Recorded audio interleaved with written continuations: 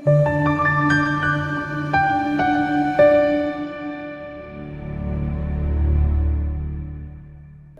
ukukhuluma nawe kwi-channel igama uPastor Ningi sibe nje ngokhulu kuyithoba nokusehlisa nanto ukudaba silethayo amaphupho sicela usubscribe kuqala sicela kulike le video le maningi ama-video esiwenzile ongakwazi uthole kuwona impendulo njalo ke ngensuku zonke ekseni ngo-9 asuke khona ama-video kodwa uma kuhamba isikhathi so sithola isikhathi sinafu sofaka at least 2 videos a day.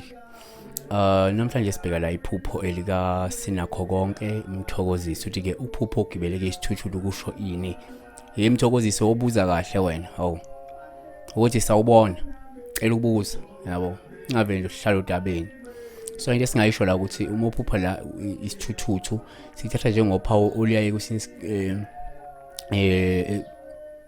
kusinye isikhathi lichaze la ukwembatha isithunywa yabo noma amandla esithunywa.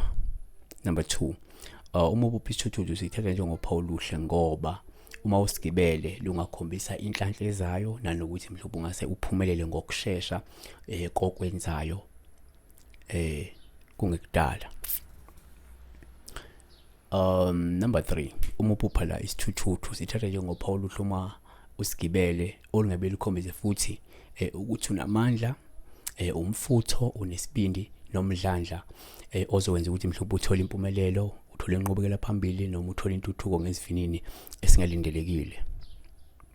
Asivale ngakuthi kodwa uma uphupha isithuthuthu uphawu olobuma usigibele kepha sikwise ngoba lokho sekungasho ukuthi usuke mhlawumbe uzobhekana nokukhathazeka ukudumala ukwehluleka ubunzima futhi mhlawumbe ungaphinde ungakwazi ukufeza ifiso zakho.